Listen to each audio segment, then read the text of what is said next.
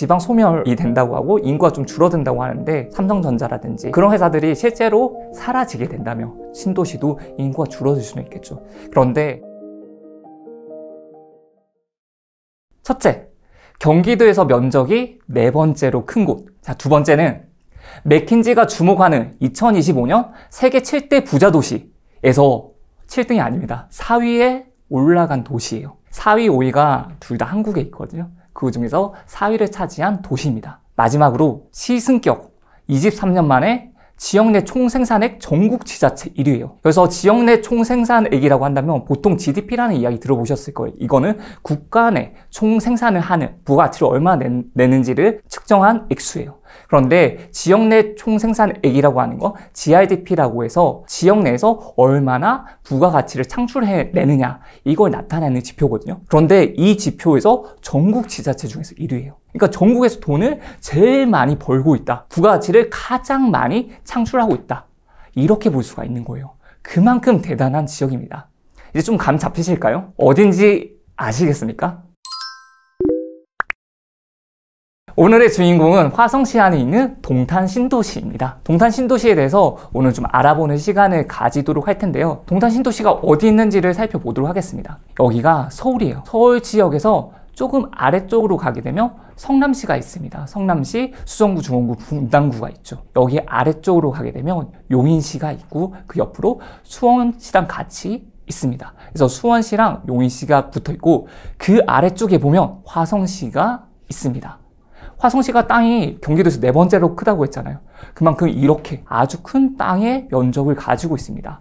조금 더 확대를 해서 보자면 이렇게 되어 있어요. 빨간색으로 되어 있는 부분 있죠. 이 밑에 보시게 되면 동탄 1에서 동탄 8동까지 동탄 1, 2 신도시의 위치라고 되어 있습니다. 지금 화성시 안에 동탄이 있는데 화성시 전체 면적 중에 동탄은 자그마한 부분을 차지하고 있어요. 많은 분들이 동탄이 화성 안에 있는지 모르시는 분들도 있는데 화성시보다 동탄을 알고 있는 사람들이 더 많기 때문일 거라 생각합니다. 화성시 안에 동탄이 있고 동탄은 상당히 많은 부가가치를 가지고 있다, 내고 있다 라고 볼 수가 있는 도시입니다. 자, 그러면 이 지역을 볼 때, 처음 지역을 볼 때 어떤 것을 좀 중점적으로 보면 좋을까요? 저는 이 부분을 먼저 봅니다. 인구가 저는 중요하다고 생각해요.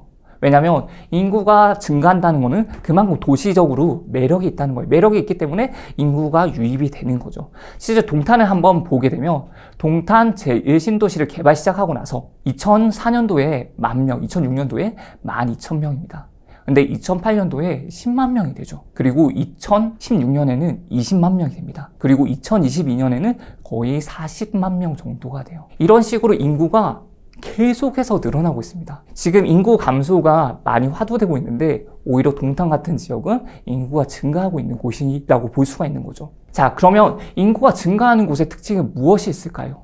이 부분이 중요한 거죠. 인구가 왜 증가를 하는지. 그냥 인구가 증가하네 이걸로 끝내면 안 된다는 거예요. 그러면 한번 생각해 보세요. 택지지구가 조성된다면 인구 증가할까요? 좋은 일자리가 생긴다면 인구 증가할까요? 그럼 당연히 증가하겠죠. 반대로 택지지구가 없거나 아니면 주택이 노후화가 되거나 좋은 일자리가 증가하는 게 아니라 빠진다면 오히려 인구는 감소할 수도 있는 거죠. 그래서 택지지구가 조성되고 좋은 일자리가 증가한다면 너무나 좋습니다.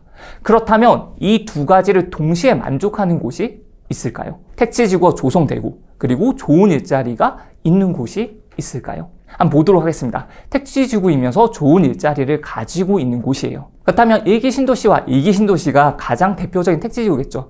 한번 보자면 서울에서 20km 정도 떨어진 곳에 1기 신도시를 만들었어요. 이렇게 1기 신도시를 만들었던 이유는 폭등하는 집값 그리고 부족한 주택난을 해소하기 위해서 만들었고 그렇게 만들어진 지역이 분당, 평촌, 삼본, 중동, 일산입니다. 이제 그 이후에 다시 1기 신도시가 너무 좋았어. 그러니까 다시 또 2기 신도시가 만들어지는 거죠. 2기 신도시는 범위가 훨씬 더 넓습니다. 서울에 좀 더 붙어 있는 곳도 있고요. 서울에서 30km 또는 40km, 많게는 50m까지 떨어진 곳들도 같이 생겼습니다. 이렇게 대표적인 택지지구가 개발된 것을 말씀드렸어요. 자, 그럼 여기서 일자리가 좋은 곳, 좋은 일자리를 가지고 있는 곳이라고 한다면 어디가 생각이 나시나요? 저는 제일 먼저 판교가 생각이 났습니다. 판교 테크노밸리, 제가 주황색 원으로 표시를 해뒀어요. 이렇게 판교 테크노밸리가 있는데 판교에 제1, 제2 테크노밸리가 있습니다. 그리고 제3 테크노밸리가 돌 예정이고요. 입주 기업은 2021년도에 매출이 120조예요. 입주 기업 2021년 매출이 120조. 이 정도면 너무나도 대단한 거고요. 보통 광역시 하나급의 그런 매출을 지금 테크노밸리에서 다 이루고 있다는 거예요. 근로자 수는 7만 3천여 명이 됩니다. 판교 테크노밸리 너무나도 좋은 일자리라는 걸 알고 있어요. 저는 판교도 좋지만 삼성전자가 있는 화성 그리고 평택도 그에 못지않게 좋은 일자리를 가지고 있다고 생각합니다. 삼성전자 반도체라고 한다면 2022년 매출 670억 5,500만 달러 환산을 해보면 약 87조가 되더라고요. 지금 환율로 좀 계산을 한번 해봤어요. 이게 어느 정도냐면 반도체 매출로 봤을 때 전 세계 1위입니다. 인텔이랑 얼마 차이는 나지 않지만 1위가 삼성전자 반도체, 2위가 인텔 이렇게 볼 수가 있는 거거든요. 그만큼 정말 큰 매출을 이루게 된 거죠. 그리고 한 가지 더 유의해서 봐야 될 점은 삼성전자 반도체가 2022년 투자 규모를 47조 9천억을 한 거예요. 이 말이 뭐냐면 더 발전할 가능성이 있고 더 투자를 많이 하니까 더 생산량도 늘릴 수가 있을 거고 더 하이 퀄리티의 그런 공정을 할 수 있다는 거예요. 그리고 이렇게 공장이 많아지고 투자를 하게 되면 공장이 더 커지겠죠. 그리고 거기에 인원도 필요하겠죠. 더 많은 일자리를 창출할 수도 있다는 겁니다. 그렇기 때문에 시장이 좋지 않음에도 투자를 했다는 것은 그만큼 저력을 보여주고 있는 거예요. 인구가 늘어날 수 있는 조건을 갖춘 곳이라고 볼 수 있는 거죠. 동탄 역시 인구가 늘어날 수 있는 조건을 갖추고 있는 곳입니다. 동탄도 상당히 작은 신도시가 아니에요. 상당히 큰 신도시거든요. 여기도 입지별로 다를 수도 있지만 인구가 증가하는 이유에서 두 가지를 말씀을 드렸는데 택지 지구가 조성됐다는 거. 그러니까 아파트가 계속해 들어오겠죠. 그리고 여기가 충분히 수요가 있는 곳이니까 이렇게 동탄 1, 동탄 2, 두 개의 신도시를 같이 만들었어요. 그만큼 수요가 받쳐줄 수가 있으니까. 그리고 좋은 일자리라고 한다면 삼성전자라든지 또는 주변에 인근에 있는 그런 회사들이 상당히 좋은 회사들이 많이 있거든요. 그런 회사들이 실제로 사라지게 된다면 사실 여기 동탄 신도시도 인구가 줄어들 수는 있겠죠. 그런데 이 회사들이 사라지지 않고 그래도 입지가 꽤 괜찮을 경우에는 좀 여기를 우선시해서 수요적으로 봤을 때 우선시해서 오시는 분들이 있을 거라고 생각합니다. 그렇기 때문에 동탄 신도시가 전체적으로 봤을 때 미분양이 상당히 적었던 곳이거든요. 그 이유는 수요가 있기 때문이에요. 지방 소멸이 된다고 하고 인구가 좀 줄어든다고 하는데 그렇게 줄어드는 지역과 동탄의 지역의 차이를 한번 봐보시면 좋을 것 같아요. 그럼 그 지역들은 아마도 좀 산업이 좀 쇠퇴하는 곳도 있을 수가 있을 거고 주택들도 노후화가 되는 경우가 있을 수도 있을 거고 좀 사람들이 사는데 오히려 도시 쪽이라든지 살기 좋은 곳으로 나오려고 하는 사람들이 많을 수가 있거든요. 반면에 제가 동탄에 거주하시는 분들이 제 주변에 지인분들 중에 많아요. 근데 그분들께 여쭤봤을 때는 여기는 정말 살기는 편하다라는 이야기를 많이 하는 곳입니다. 그렇기 때문에 만약에 살기 좋고 내가 교통을 제외한 나머지 곳을 만족했으면 하는 사람이 있다면 저는 동탄도 충분히 좋은 대안이며 그렇기 때문에 동탄이 좀 인구가 감소하는 건 시간이 지났어. 사실 시간이 지나면 어떻게 될지 모르잖아요. 근데 당장은 아니다 라고 볼 수 있을 것 같습니다. 자, 그러면 처음 지역을 볼 때 어떻게 보면 좋은지를 제가 호객노노 사이트를 통해서 좀 이야기 드리도록 하겠습니다. 네, 전 분위지도를 좀 먼저 보는 편인데 분위지도라고 하면 어떤 주제에 대해서 예를 들면 입주 시기 또는 평당가 아니면 이 매매 가격 이런 부분들로 인해서 분위를 나눠서 보는 거예요. 총 4개의 타이틀로 해서 나누게 되는데 이 지도에서 나오는 만큼의 기준을 가지고 그 아파트들에 대해서 분위를 딱딱 나눠주는 거예요. 예를 들어서 내가 만약에 신축 아파트가 어디 있는지 보고 싶다라고 한다면 입주 시기를 클릭을 해서 보면 되겠죠. 그러면 색깔로 표시되는데 파란색으로 표시가 되거나 또는 빨간색으로 표시가 되거나 노란색 회색으로 표시가 되는데 파란색이 일단 가장 최신 또는 가장 높은 걸 뜻하는 거예요. 그러면 파란색으로 된 곳이 어디가 많은지를 보게 된다면 아 여기는 신축 아파트가 많구나. 반면에 가장 끝에 있는 회색 부분은 아 여기는 좀 오래된 아파트가 많구나. 상대적으로 이걸 볼 수가 있는 거예요. 분위지도의 특징은 절대적인 게 아니라는 겁니다. 상대적이라는 거예요. 상대적인 건 이 지도에 나오는 아파트들의 분위를 나누는 거기 때문에 이게 절대적보다는 상대적에 가깝습니다. 그래서 지도를 확대하거나 축소할 때 전부 다 색깔이 다 바뀌어요. 그렇기 때문에 내가 보고 싶은 지역만 딱 오려가지고 딱 보게 되면 아, 이런 아파트들이 어디에 모여있구나, 평당가가 비싼 아파트들이 어디에 모여있구나, 전세가가 높은 아파트, 매매가가 높은 아파트들 어디에 모여있구나, 아, 그러면 여기에 생활권도 좀 비슷한 수준으로 모여있지 않을까, 이런 부분들을 조금씩은 유추해 볼 수가 있다는 겁니다. 지도를 확대해서부터 먼저 보겠습니다. 이렇게 서울이 있죠. 이 아래쪽으로 분당구, 수지구, 기흥구, 화성시가 여기 나와 있습니다. 화성시가 여기 나와 있어요. 조금 더 확대를 해보면 이렇게 화성시가 나와 있고, 이렇게 왼쪽으로 보이는 부분, 반원으로 되어 있는 부분이 여기가 동탄 제1신도시라고 불리는 곳이에요.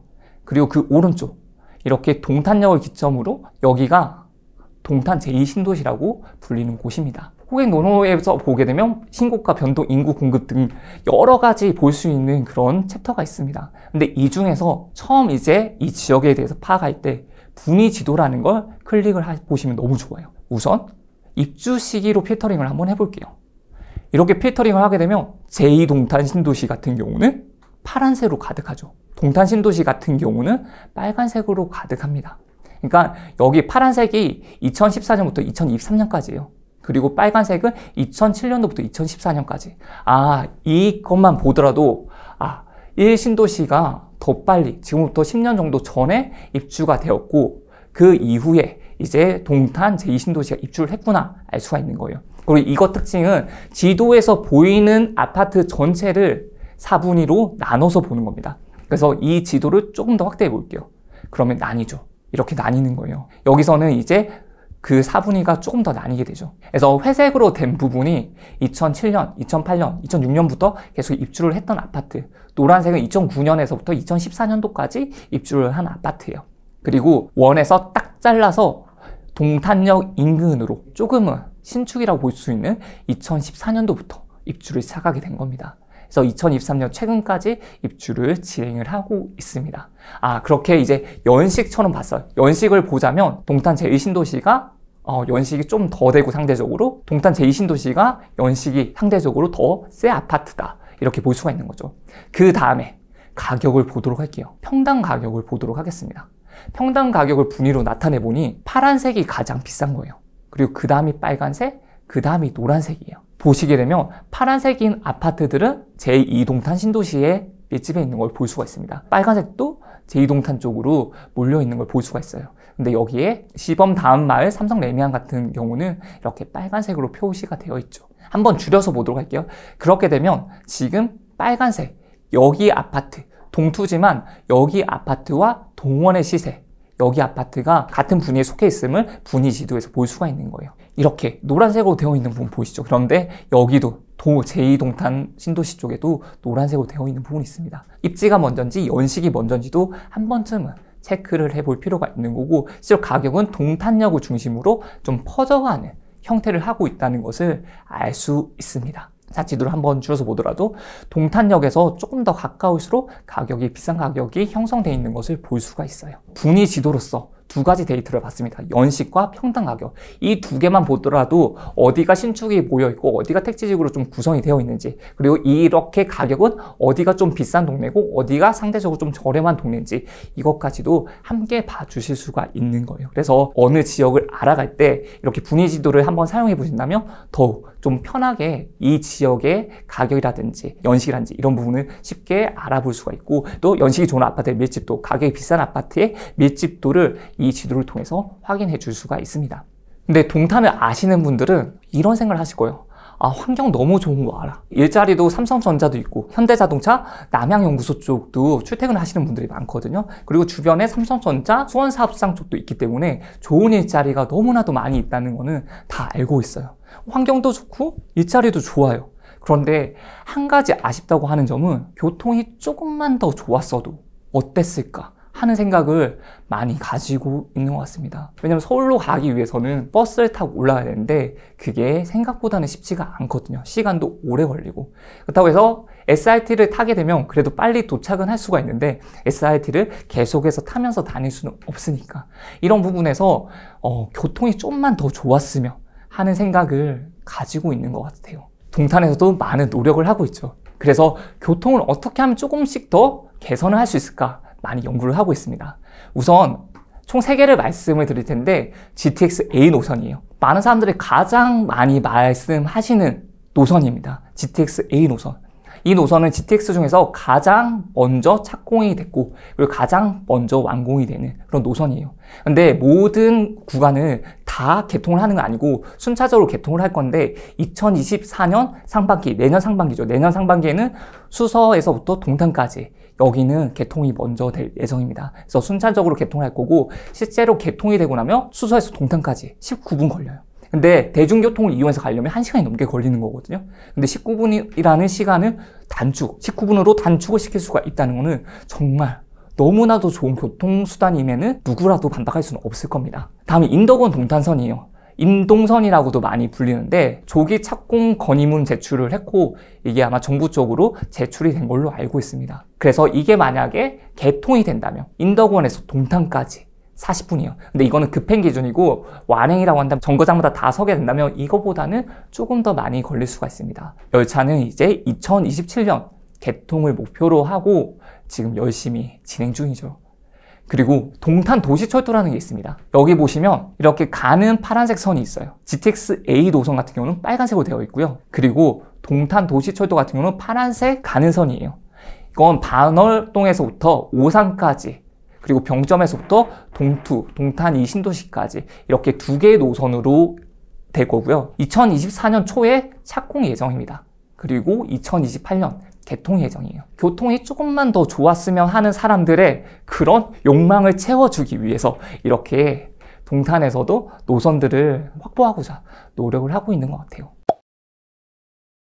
지금 아직까지 착공을 하지 않았습니다. 그렇기 때문에 사실 개통 예정이라는 거는 개통 목표라고 하는 거는 실제로는 없는 거예요. GTX라든지 또는 교통이라든지 대부분의 호재들이 당겨지는 경우는 거의 없습니다. 오히려 미뤄지는 경우들이 많고 GTX A 노선 같은 경우도 원래 개통이 2022년이었어요. 그런데 밀리고 한 거죠. 동탄 도시철도도 어떻게 하면 준공 기간을 짧게 하기 위해서 트램으로 개발을 해요. 트램으로 이제 개통을 할 예정인데 그럼에도 불구하고 시간은 걸리는 거고 착공이 늦어지게 되면 당연히 개통 시기가 늦어질 수가 있고 그리고 인동선도 마찬가지입니다. 인동선도 조기 착공 건의문을 제출했고 착공이 되어야지 이제 개통 목표한 날짜를 맞출 수가 있잖아요. 일단 착공을 하는 게 먼저 중요하고 착공을 하고 나서는 그 공사의 순서대로 잘 진행이 되고 있는지 완공률을 계속해서 봐주시면서 내가 사고자 하는 아파트를 보시는 게 좋아요. 그런데 만약 이게 2028년도에 이제 개통을 할 거니까 나 미리 사놓을래 하다가는 조금은 더 시간이 더 많이 걸릴 수도 있다는 거예요. 그러니까 이렇게 동탄 도시철도 하나만을 위해서 여기 거주할래, 여기 아파트를 매수할래 이렇게 되면 안 된다는 거죠. 이거는 조금은 미래의 일이 될 수도 있다는 걸 꼭 기억해 주시면 좋을 것 같습니다. 그럼 여기에 분양하는 아파트가 있을까요? 전체 다 분양을 한 것 같은데 분양하는 아파트가 남아있나요?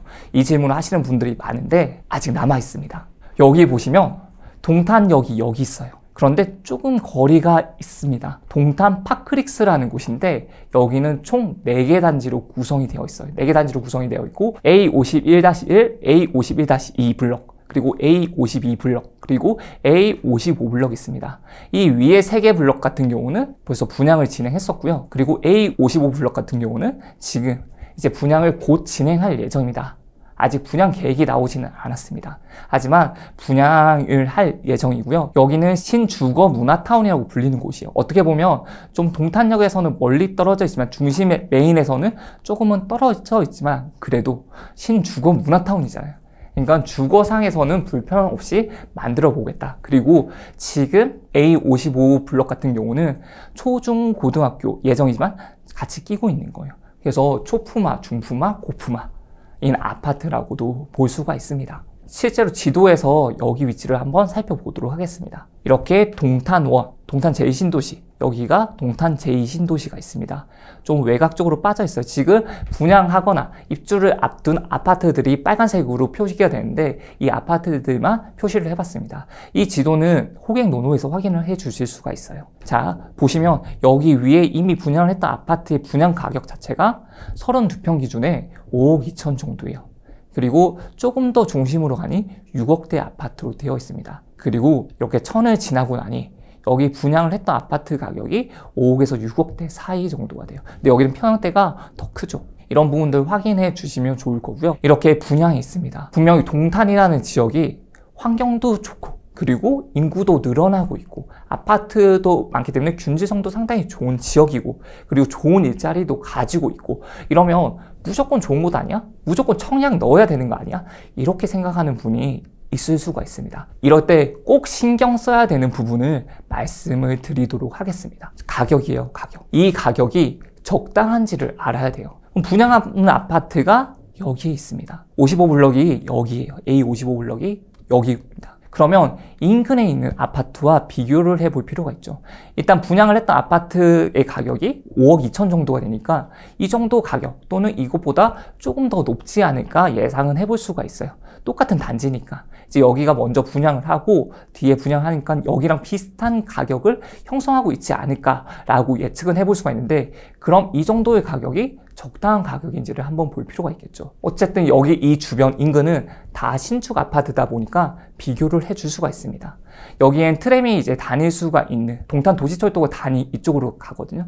이 근처에 있는 아파트들은 30평대 기준 6억 정도. 그리고 조금 더 뒤에 있는 곳은 5억대를 형성하고 있어요. 여기가 5억대, 여기가 6억대를 형성을 하고 있습니다. 그리고 조금 더 중심적으로 가까운 곳은 7억대 시세를 형성하고 있어요. 이럴 때 이 가격이 내가 만약에 5억에 분양을 받을지 아니면 5억 정도의 지금 기축 아파트로 이사를 갈 수 있을지 요거는 한번 판단을 해보셔야 된다는 거예요. 그렇기 때문에 지금 동탄 파크릭스 여기 52블럭입니다. 52블럭에서 84A, 84B 여기 아파트가 5억 2천 정도에 분양을 했어요. 근데 분양 결과를 보게 되면 높은 경쟁률을 기록한 건 아니었습니다. 그래서 미달도 됐었고 분양 사무소에서 좀 무순위 청약을 하기도 했었습니다. 그래서 분양 실적이 좋았던 건 아니에요. 이제 이때 시장이 좋지 않았을 때 분양을 해서 결과까지도 좀 좋지 않았습니다. 그래서 이 가격이랑 앞에 조금 더 인근에 있는 조금 더 중심지에 가까운 아파트들이랑 한번 비교를 한번 해보세요. 그럼에도 불구하고 이 가격이 괜찮다라고 생각했을 때 내가 청약에 넣으셔도 되는 거예요. 왜냐면 어쨌든 나는 이 근처 생활권에서 동탄 생활권에서 살고자 마을 먹었다면 이런 부분 한번 확인을 하셔야 되는 거예요. 그래서 인근 아파트와 비교해서 가격이 적당한지를 꼭 확인하셔야 됩니다. 이게 제 첫 번째예요. 이걸 꼭 확인을 하셔야지 이 가격, 내 분양 가격이 괜찮은지를 볼 수가 있는 거예요. 이제 두 번째를 보도록 하겠습니다. 적당한 가격인지 확인하는 두 번째 방법이요. 지금 제가 여기서 동탄 전체 지도를 한번 가져와 봤습니다. 30평대를 이제 가격을 나타내 봤는데 30평대 가격이 5억 2천, 5억 3천 정도였었잖아요. 그러면 5억 2천, 5억 3천으로 살 수 있는 아파트가 동탄역 인근에는 없습니다. 가격이 훨씬 더 비싸요. 그런데 동탄 1신도시 쪽으로 가면 어떨까요?